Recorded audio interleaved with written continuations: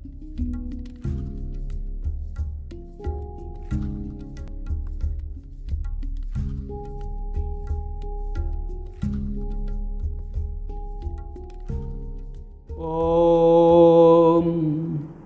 विश्वरूपस्य भर्जासि पद्मे पद्मालये शुहे सर्वतः पाहि मां नित्यं महालक्ष्मी नमस्तुते।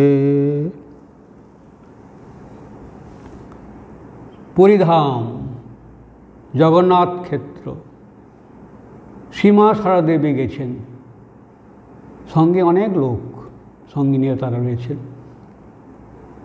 রয়েছেন শ্রীরামকৃষ্ণের ভাইপো রামলাল দাদার পত্নী। মা কখনো কখনো সমুদ্রে যেতেন, তিনি থাকতেন পুরীর বলরাম বসুর বাড়ি শশীনিকেতনে, সেখান থেকে সমুদ্রে খুব কাছে। সেখানে কখনো তিনি আনন্দে থাকতেন, কখনো সমুদ্রে দেখে এক দৃষ্টিতে তাকিয়ে থাকতেন, সমুদ্রে গর্জন শুনতেন। তখন একদিন রামলাল দাদার পত্নী বলছেন, ইহ কী বিচ্ছিরি শব্দ সমুদ্র করছে। শুনে মা গম্ভীর হয়ে গেলেন, বললেন, তুমি জানো এর কারণ? সমুদ্র মন্থন করে লক্ষ্মীকে, দেবতারা অসুররা লক্ষ্মীকে উপরে নিয়ে এলেন, করে তিনি শ্রী নারায়ণের কাছে চলে গেলেন। লক্ষ্মী ছিলেন ক্ষীরোদ সমুদ্রে। এই যে কন্যাহারার যে হাহাকার, সেই শব্দ সমুদ্র অনবরত আজও পর্যন্ত গর্জন করে চলেছে। মা দুঃখে একবারে ভারাক্রান্ত হয়ে তাকিয়ে রইলেন। কেন তিনি ক্ষীরোদ কন্যা হলেন, ক্ষীরোদ সমুদ্র গেলেন? একবার স্বর্গরাজ্যে ইন্দ্র খুব খারাপ অবস্থা, অপ্রমত্ত অবস্থায় ছিল। তখন মুনি দুর্বাসা এলেন। তিনি এসেছিলেন বৈকুণ্ঠ থেকে, নারায়ণের কাছ থেকে, সেখান থেকে মালা নিয়ে। ইন্দ্র দুর্বাসাকে অভ্যর্থনা করলেন, তখন দুর্বাসা তাকে মালা দিলেন, কিন্তু সেটি তিনি অমর্যাদা করলেন। ইন্দ্র তিনি ঐরাবতের গলায় পরিয়ে দিলেন। তখন দুর্বাসা অভিশাপ দিলেন, তুমি স্বর্গচ্যুত হবে, শ্রীহীন হবে। স্বর্গে লক্ষ্মী থাকতেন, স্বর্গলক্ষ্মী, তাই তিনি ক্ষীরোদ সাগরে আশ্রয় নিয়েছিলেন। সমুদ্র মন্থনে তিনি উত্থিত হয়েছিলেন। এই যে আমাদের লক্ষ্মী, যিনি আমরা সবাই জানি যে শিব পার্বতীর কন্যা, আমাদের কাছে বছর বছর আসেন। লক্ষ্মী হচ্ছেন বিকাশ বা বুদ্ধের প্রতীক, জ্ঞানের প্রতীক। ধন, জ্ঞান এবং শীল, এই তিনেরই মোহিনীয় বিকাশ দেবীর লক্ষ্মী চরিত্রে। সর্বাত্মক বিকাশের অধিষ্ঠাত্রী দেবতা বলেই তিনি কমলা, দেবী বলেই তিনি কমলা।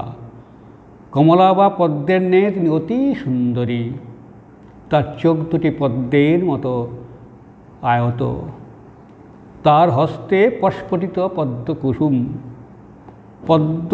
পদ্মবনেই তিনি থাকেন, তাই তিনি কমলা বলা হলো। কখনো তিনি স্ত্রী, কখনো স্বর্গলক্ষ্মী। আর আমাদের মানুষের পরিবারে যখনই থাকে তিনি গৃহলক্ষ্মী, কখনো গজলক্ষ্মী, কখনো তিনি ধান্যলক্ষ্মী, ধান্যের প্রতীক হিসেবে, আবার তিনি ধনলক্ষ্মী। এই পূজা করি আমরা মা লক্ষ্মীর প্রতি বৃহস্পতিবারে। প্রত্যেক বারে একজন দেবদেবীর পূজা হয়। বৃহস্পতি মা লক্ষ্মীর পূজা। প্রতি বছর অঘ্রাণ পৌষ মাসে আমরা বঙ্গদেশে প্রত্যেক ঘরে ঘরে লক্ষ্মী পুজো হয়। আর বিশেষ পূজা হয় কোজাগরী পূর্ণিমার দিন। তিনি সবাই রেগে থাকেন, মা লক্ষ্মী ঘরে ঘরে যান, পূজা পান, পূজা নিয়ে আবার অন্যত্র চলে যান। আবার দেখেন কি জেগে থেকে তাকে পূজা করছে, যে জেগে থেকে পূজা করছেন তাকে তিনি বৃত্ত দেন, ধন দেন। আর এ যুগের লক্ষ্মী আমাদের মা শারদা। ওই যে বাঁকুড়া জেলার শিহর গ্রামের এল্লাপুকুরের পাড়ে যে বেলপুকুর, বেলগাছ, সেই বেলগাছ থেকে গেছেন মা শারদার জননী শ্যামাসুন্দরী দেবী। হঠাৎ তিনি দেখলেন যে একটি বেলগাছ থেকে অপরূপা সুন্দরী, লাল চেলি পরা, গায়ে সর্ব গয়নায় ভর্তি, তিনি এসে দুটি কোমল হাত দিয়ে মাখল, মা তোমার ঘরে এলুম, লক্ষ্মী এলো পৃথিবীতে, জয়রাম বাড়িতে, জয়রাম বাড়িতে। তার জন্মবারও বৃহস্পতিবার, তিনি আমাদের লক্ষ্মী। এই মা লক্ষ্মীকে দর্শন করছেন শ্রীরামকৃষ্ণজনী চন্দ্রামণি দেবীও ওই কোজাগরী পূর্ণিমার দিন।